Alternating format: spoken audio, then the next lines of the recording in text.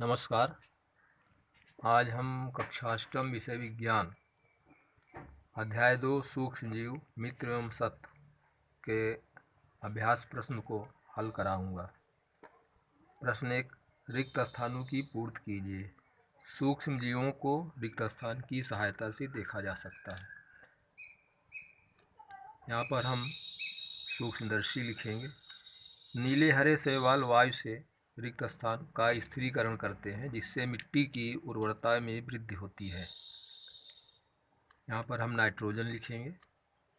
Alcohol का उत्पादन रिक्त स्थान नामक सूक्ष्मजीव की सहायता से किया जाता है। यहाँ पर हम ईस्ट लिखेंगे। हैजा रिक्त स्थान के द्वारा होता है। यहाँ पर रिक्त स्थान पर हम जीवाणु लिखेंगे। वैसे हैजा घरेलू मक्खी के द्वारा भी होता है, इसलिए घरेलू मक्खी भी लिखा जा सकता है। प्रश्न 2, सही शब्दों के आगे सही का निशान लगाइए। का ईस्ट का उपयोग निम्न के उत्पादन में होता है: चीनी, एल्कोहल, हाइड्रोक्लोरिक अम्ल, ऑक्सीजन। तो हम जानते हैं कि ईस्ट का उपयोग एल्कोहल या शराब बनाने में किया जाता है, अतः हम एल्कोहल पर निशान लगाएंगे। निम्न में कौन प्रतिजैविक है? Sodium bicarbonate, streptomycin, alcohol, east. तो हम जानते हैं कि प्रतिजैविक स्ट्रेप्टोमाइसिन है, अतः हम स्ट्रेप्टोमाइसिन पर निशान लगाएंगे। मलेरिया परजीवी का वाहक है: मादा एनाफिलीज मच्छर, कॉकरोच, घरेलू मक्खी, तितली। सही विकल्प मादा एनाफिलीज मच्छर है, अतः हम मादा एनाफिलीज मच्छर पर सही का निशान लगाएंगे। संचारणीय रोग का सबसे मुख्य कारक है: चींटी, घरेलू मक्खी, ड्रैगन मक्खी, मकड़ी। हम सभी जानते हैं कि संचारणीय रोग का मुख्य कारक घरेलू मक्खी है, अतः हम घरेलू मक्खी पर सही का निशान लगाएंगे। ब्रेड अथवा इडली फूल जाती है, इसका कारण है: उष्णता, पीसना, ईस्ट कोशिकाओं की वृद्धि, मारने के कारण। हम जानते हैं कि ब्रेड अथवा इडली ईस्ट कोशिकाओं की वृद्धि के कारण फूलती है, तो हम ईस्ट कोशिकाओं की वृद्धि पर सही का निशान लगाएंगे। चीनी को एल्कोहल में परिवर्तित करने के प्रक्रम का नाम है: नाइट्रोजन का स्थिरीकरण, मोल्डिंग, किण्वन, संक्रमण। हम सभी जानते हैं कि चीनी को एल्कोहल में परिवर्तित करने के लिए किण्वन विधि का उपयोग किया जाता है। इसको फर्मेंटेशन भी कहते हैं, अतः हम किण्वन पर सही का निशान लगाएंगे।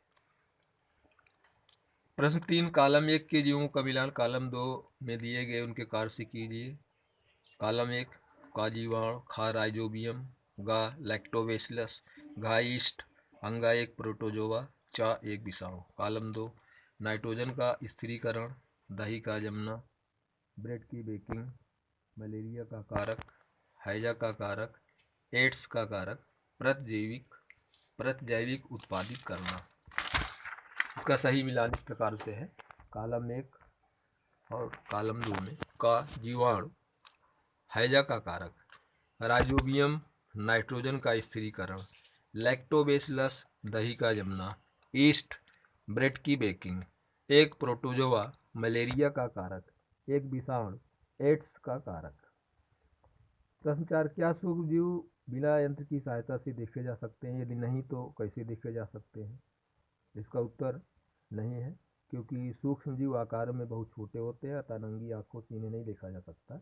इन्हें हम सूक्ष्मदर्शी की सहायता से देख सकते हैं। सूक्ष्म जीवों के मुख्य वर्ग कौन कौन से हैं? इसको हम पहले वीडियो में आपको बता चुके हैं कि सूक्ष्म जीवों को 4 वर्ग में बांटा गया है: जीवाणु, कवक, प्रोटोजोआ, शैवाल। इसके अतिरिक्त सूक्ष्म जीव का एक वर्ग वायरस अर्थात विषाणु भी है। प्रश्न, वायुमंडलीय नाइट्रोजन का मिट्टी में स्थिरीकरण करने वाले सूक्ष्म जीवों के नाम लिखिए। तो इसका उत्तर है राइजोबियम जीवाणु और नीले हरे शैवाल। प्रश्न 7, हमारे जीवन में उपयोगी सूक्ष्म जीवों के बारे में 10 पंक्तियां लिखिए। इसका उत्तर इस प्रकार है: एक कृषि में मृदा की उर्वरता में वृद्धि करने में सहायक होते हैं। एक किण्वन अथवा फर्मेंटेशन में सहायक होते हैं। जीवाणु का इस्तेमाल ब्रेड, दही एवं केक आदि बनाने में किया जाता है। ये पेड़ पौधों को रोगों से बचाने के लिए भी उपयोगी है। एल्कोहल शराब और एस्टिक एसिड बनाने में भी सहायक होते हैं। एल्कोहल शराब सारी इसको हम पहले बता चुके हैं। 6, जीवाणुओं का प्रयोग दवा बनाने में किया जाता है। जीवाणु अचार, पनीर तथा अन्य खाद्य पदार्थों के उत्पादन में भी सहायक होते हैं। पर्यावरण को स्वच्छ एवं सुरक्षित रखने में भी इसका इस्तेमाल किया जाता है। 9, टीका बनाने में भी जीवाणुओं का उपयोग होता है। और 10, ये मनुष्यों तथा जंतुओं को बीमारियों से बचाने में उपयोगी है। आज बस इतना ही। इसके शेष प्रश्नों को हम अगले वीडियो में कराएंगे। धन्यवाद।